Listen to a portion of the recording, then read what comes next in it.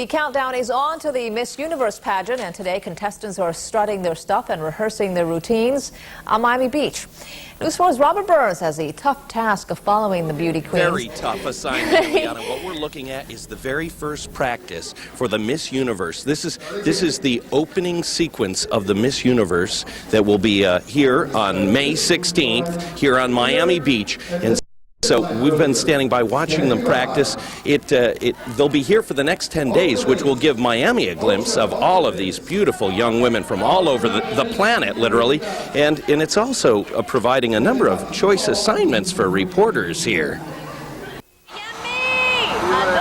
110 of the world's most glamorous women, a representative from virtually every spot on the planet Earth.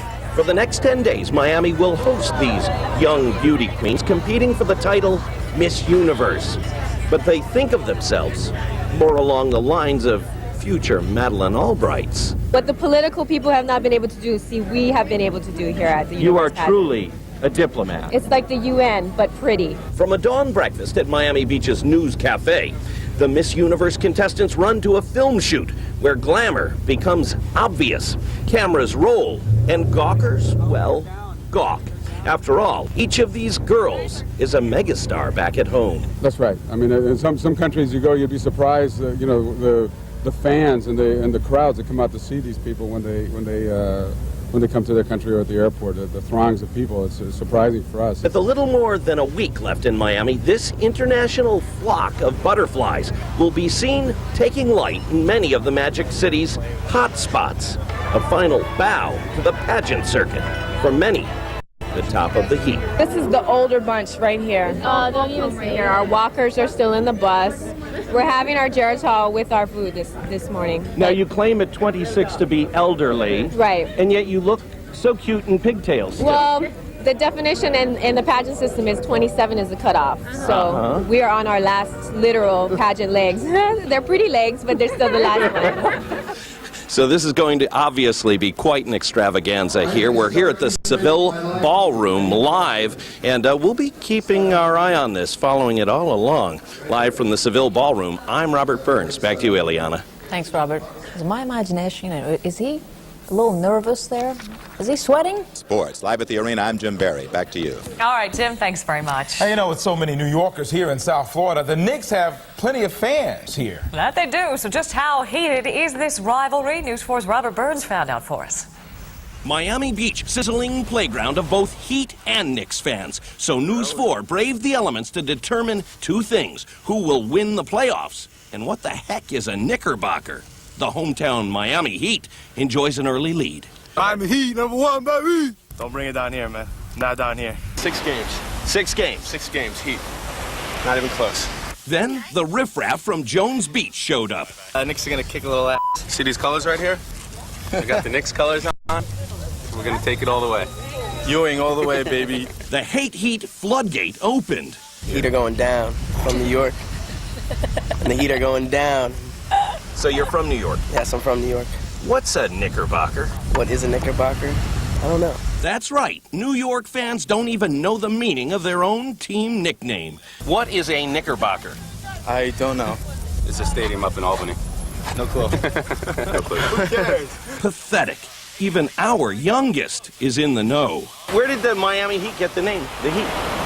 Probably because it's so hot down here. It is kind of hot. Why are you dressed like you are? Finally, a glimmer of literacy, and it comes from a Heat fan. Go figure. Do you know what a Knickerbocker is? Yes, I do. What is a Knickerbocker? A knickerbocker is the kind of shorts. Very good. Only in Miami Beach. On South Beach, I'm Robert Burns, News 4, South Florida. Wasn't he the guy chasing the Miss Universe contestants yesterday? Yep, he's treading on familiar territory, it seems. Yeah, yeah. Rough week for Robert. We'll hope he'll be okay. I know. Brian, #1 at noon. Good afternoon. Police are calling it a case of gang violence, a vicious stabbing at a school in Kendall today. News 4's Robert Burns is on the scene at MacArthur South High School with the details. Eliana, it all started back here over by the administration building. Apparently at about 7:30 today, a young lady who had previously been suspended from this school showed up on campus and stabbed a girl repeatedly, all apparently over a gang initiation process. The dramatic pictures from Chopper 4 show it all. Gang violence breaks out at South Dade's MacArthur South High School. 16-year-old Jennifer Valine stabbed repeatedly in the throat and back. Air rescue grounded. The girl clinging to life, a gang retaliation. It was a gang-related. Gang-related, some girl put a thing on the crown saying that she's going to stab the girl. And she basically did. This happened Monday, too. And the school suspended the suspect, a girl known simply as Amber. But despite the suspension, Amber was on school property this morning. Students say she was out for blood. And the reason she done it was to move up in the gang. You mean the suspect stabbed the girl just to move up in her gang? Yeah, that's how you do it. You got to do a mafia style in front of a crowd of people. Kids here at MacArthur South crowded round the injured girl. Some kids still splattered in blood. The girl was talking and the blood was spitting out. Spit all on me and stuff. With smoke pouring from the air rescue helicopter, News 4 offers Metro Dade the use of Chopper 4, but ground transport was already there. At which time, for the safety of both the crews and the patient, we thought that the best thing for her was to be transported by ground unit. Now, Jennifer's presently in Miami Children's Hospital, still in critical condition. We'll be keeping our eyes on this all afternoon, this very senseless crime. Live in South Dade, I'm Robert Burns. Back to you, Ileana. Okay, Robert, thank you. This was partially ripped apart. That building has now been condemned. Residents had to spend the night in a Red Cross shelter or with relatives. News 4's Robert Burns has been with one of those victims all morning long. He joins us now live. In front of the now infamous Miami Spanish Apartments, where an incredible low-pressure system ripped the roof right off the building. As you can see, it peeled it right off. People here and across Miami yesterday dove for cover as a dark cloud descended, and in moments, destruction ripped through the heart of this city. It came in the form of a towering cyclone, a twister crushing everything in its path. From southwest Miami, it touched down over and over again, cutting a diagonal swath northward. Orlando Mora's third-story apartment was in its way. I can do nothing, just fall down and cover with my head, you know, that's it. In moments, the roof was gone. The elderly residents of the apartment building spent the night at the Red Cross shelter. Their food from a mobile kitchen. Their beds, stiff Army surplus. Just a stopgap. What's the toughest part of something like this? The toughest part of something like this is probably dealing with the pain and the disruption of people's lives. Health and Human Service workers on hand to meet immediate needs. It could be weeks or months before the destitute Orlando Mora and his neighbors are allowed to go back into their building. The people who are here from the Department of Health, people from special housing are coming here. We have mental health people that we called in to help when people go back to see what they haven't got anymore. When are these people going to be allowed to move in, do you know? I'm told that they will not get back into this building for at least a year. For the time being, this is all Mr. Mora has, a plastic bag with his prescription medicine. But this Cuban refugee vows it'll take more than a big wind to stop him. So Orlando Mora is no stranger to hardship. No stranger, no. I'm born yesterday. Born again. I'm born again yesterday, yeah. Now, how can you help your fellow Miamian? Well, you can call Neighbors for Neighbors at area code 305-597-4404. That's 597-4404, and we'll help you help them. Live in Little Havana, I'm Robert Burns. Back to you, Ileana. Thanks, Robert. Now, people who witnessed this... At noon. Good afternoon. A Coral Springs teenager is accused of murder this noon. A girl charged with killing her own mother. What led to the violence? News 4's Robert Burns is working this story live from the teenager's high school. Ileana, that's the million-dollar question here today. School counselors are on hand here at Marjorie Stoneman Douglas High School. Their job today to help students sort things out. You see, last night their classmate, 11th grader Jacqueline Reynolds, was charged with stabbing her mother to death. Coral Springs police got the 911 call just about 7 last night when they got to the Reynolds home at 3700 Northwest 114th Avenue. They found 49-year-old Billie Jean Reynolds stabbed multiple times. Her daughter, Jacqueline, the chief suspect. The 17-year-old is in custody. She will be charged with a murder-related charge. It's still under investigation, and once the detectives have enough information, they will get with the state attorney's office to determine at what level or what degree the murder charge will be. Maslin says Jacqueline Reynolds will be charged as an adult. Students at Douglas High are in shock today. Neighbors of the Reynolds can't believe this brutal murder happened in their community. Violence is not just confined to stupid series on television, forgive my saying so. Violence can happen anywhere and for whatever reason. And who is to know what goes on behind closed doors? Investigators know how the stabbing occurred. They say the weapon was a simple kitchen knife. Now, they want to know why. You received any calls concerning domestic disputes or any other calls from that residence before? Offhand, I would say no, but it's still part of the investigation. We need to retrace the family history. We need to retrace her history.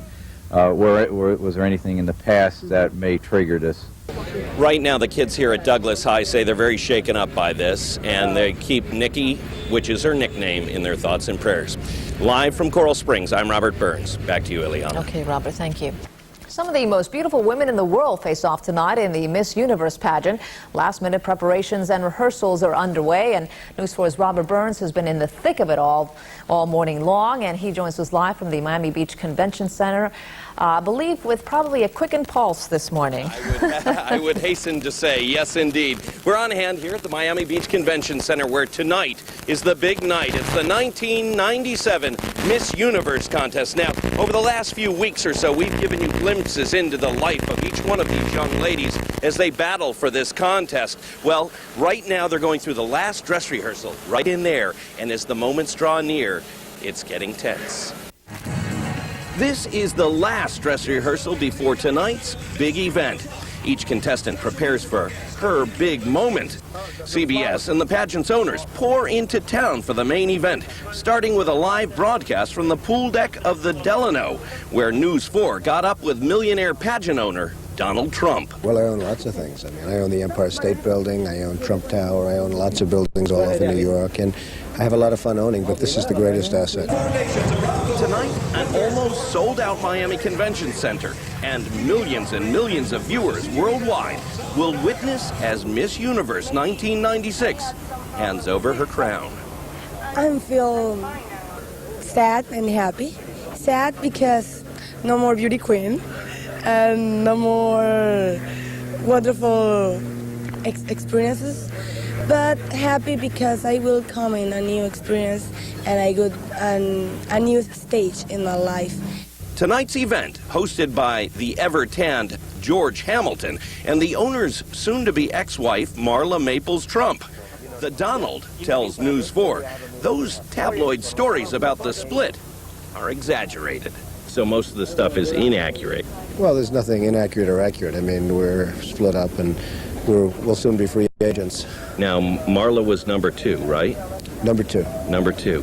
We looking at number 3 already, or? No, not yet. Not yet. Now, they say that it's almost impossible to get tickets to tonight's event, so unless you know Donald, so see you live on TV.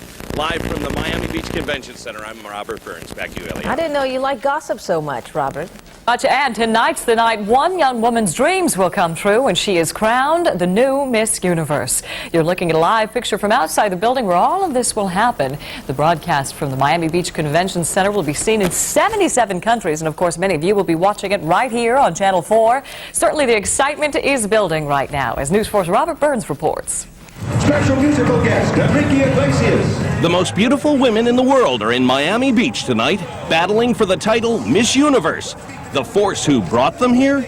Donald Trump, the man who owns Miss Universe. Well, I own lots of things. I mean, I own the Empire State Building, I own Trump Tower, I own lots of buildings all over New York, and I have a lot of fun owning, but this is the greatest asset. He's all business. These 74 competitors are assets in Trump's world of high finance. Tonight's contest will be viewed in 77 different countries. You know, Miss Universe is a giant event around the world. People literally stop, walking in the streets. There's 2.5 billion people worldwide that see this event. Hosting tonight's extravaganza, the ever-tanned George Hamilton and the soon-to-be former Mrs. Trump, Marla Maples. The tycoon must wince every time he stands in a checkout line. So most of the stuff is inaccurate.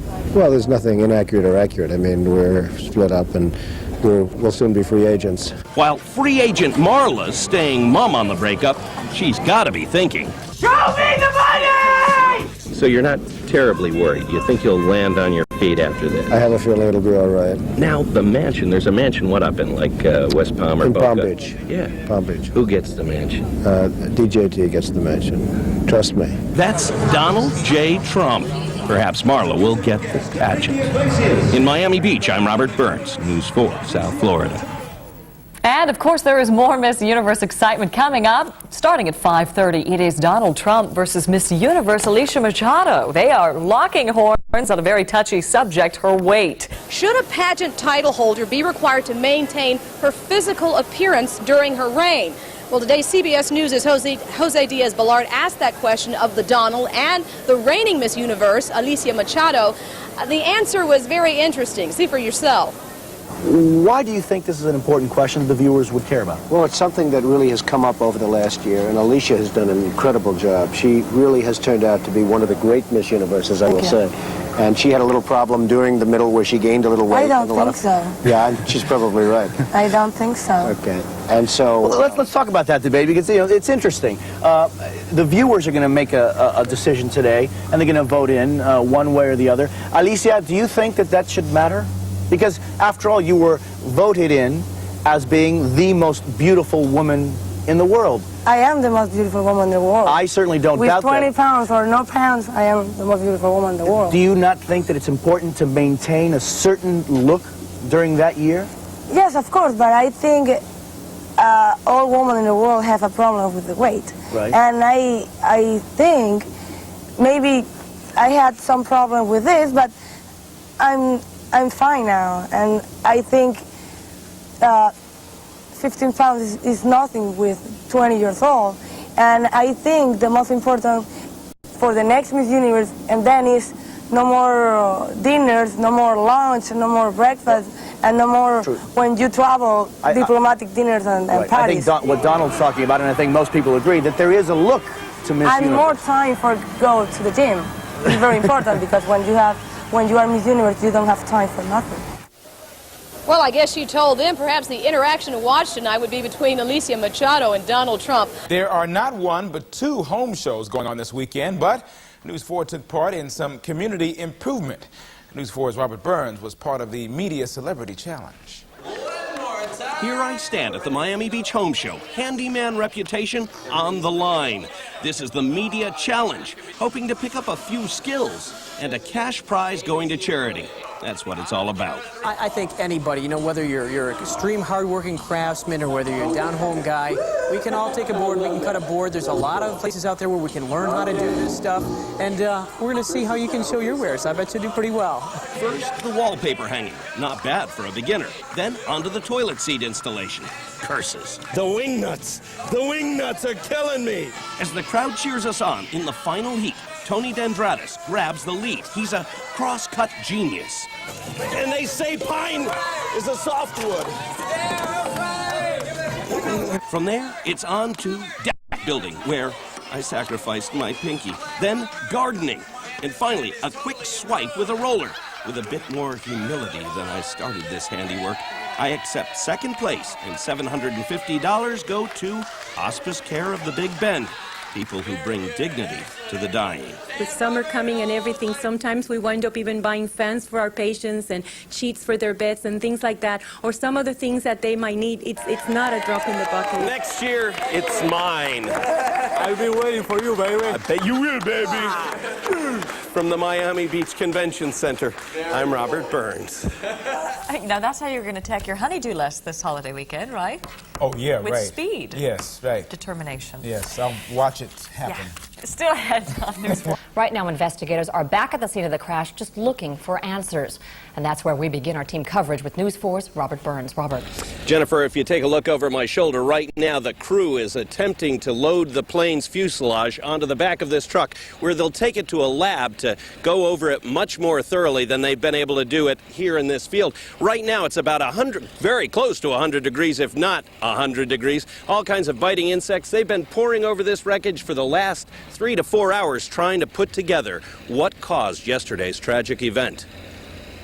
In a moment of terror, a Sunday skydiving outing becomes a free-fall nightmare. One diver, Carol O'Connell, lunges for life and survives. Her 5 fellow skydivers and the single-engine Cessna's pilot are killed instantly upon impact. This morning, federal investigators comb the wreckage, leaving no stone unturned. That's exactly what we're doing today, is just going through and examining everything just to make sure that, looking for evidence that they might have had some kind of mechanical malfunction. Or judgment malfunction.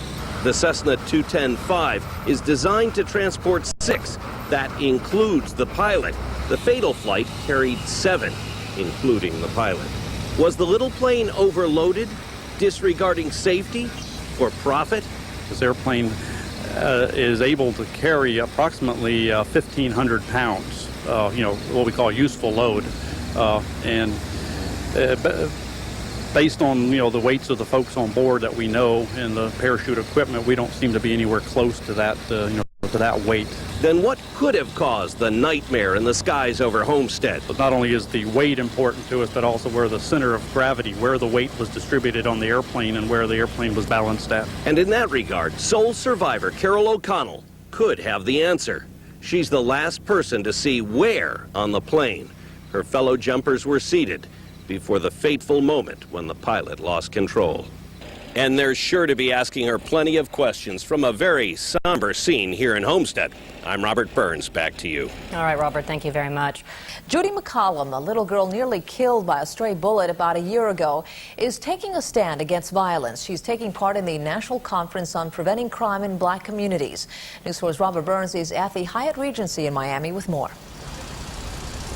Ileana, we have some IFB problems, so I can't hear how you introduced me, but we're on hand for the 12th Annual National Conference on Preventing Crime in Black Communities. One of today's stars on hand is little Judy McCollum. You probably remember her. She's here to physically remind these lawmakers just what it's all about.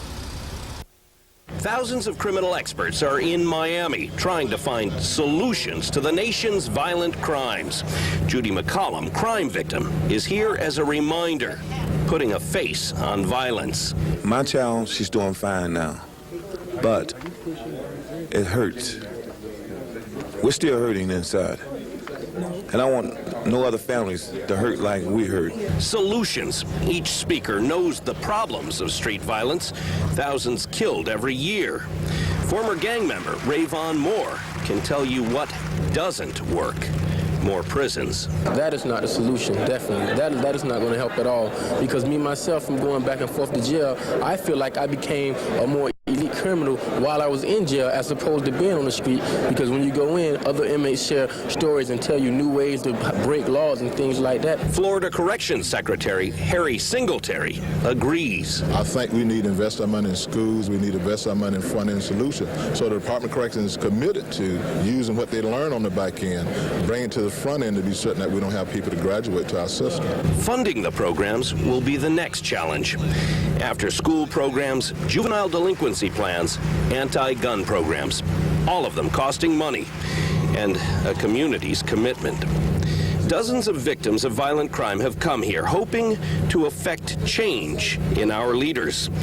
And at least one victim is demanding it. Now, you're going to demand concrete action? Whatever it takes.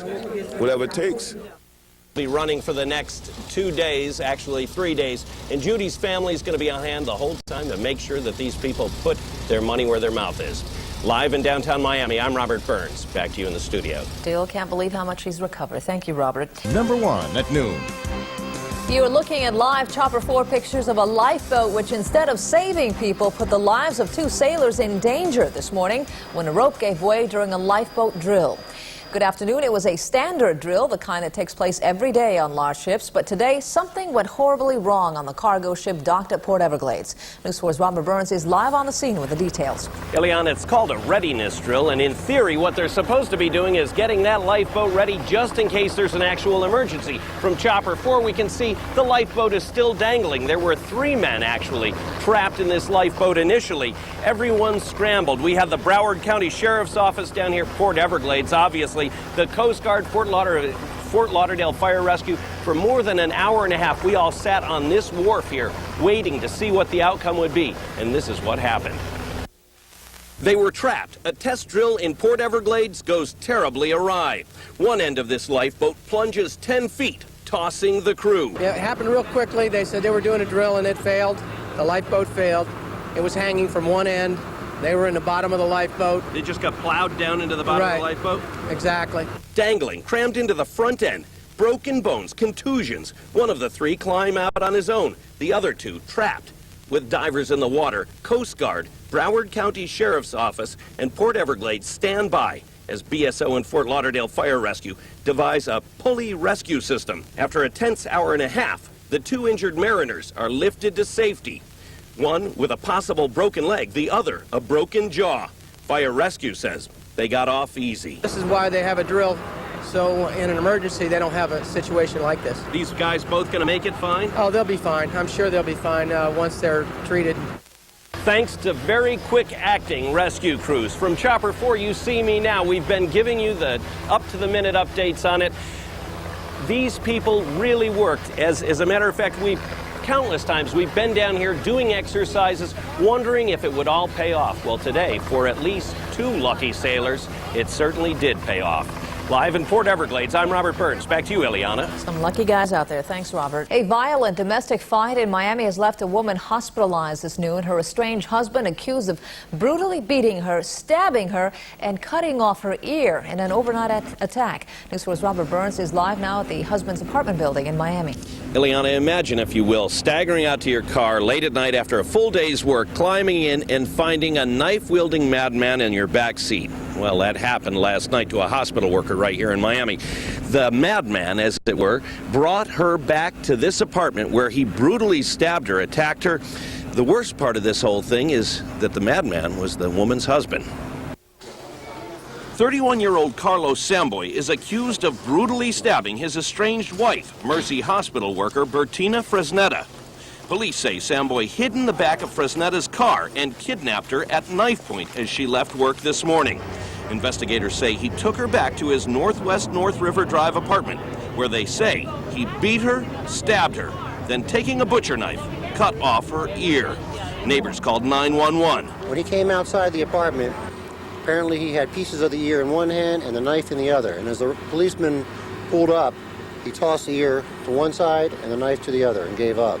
Fire Rescue rushed Fresneda to Ryder Trauma Center, where she's undergoing reconstructive surgery. Police arrested Samboy, charging him with aggravated assault with a weapon and kidnapping. Police have this advice to anyone who could be in a violent situation. And if you think that you are being stalked, if someone is after you, you should always be alert to your surroundings. Also, never be alone if you can help it, especially in the dark hours of the day. And if you're about to get into your car, scan the car, look in the back seat. The victim is presently still undergoing reconstructive surgery. We will give you updates as far as her condition. Live in Miami, I'm Robert Burns. Back to you, Eliana. Okay, Robert, thank you. Metro Day police are still hunting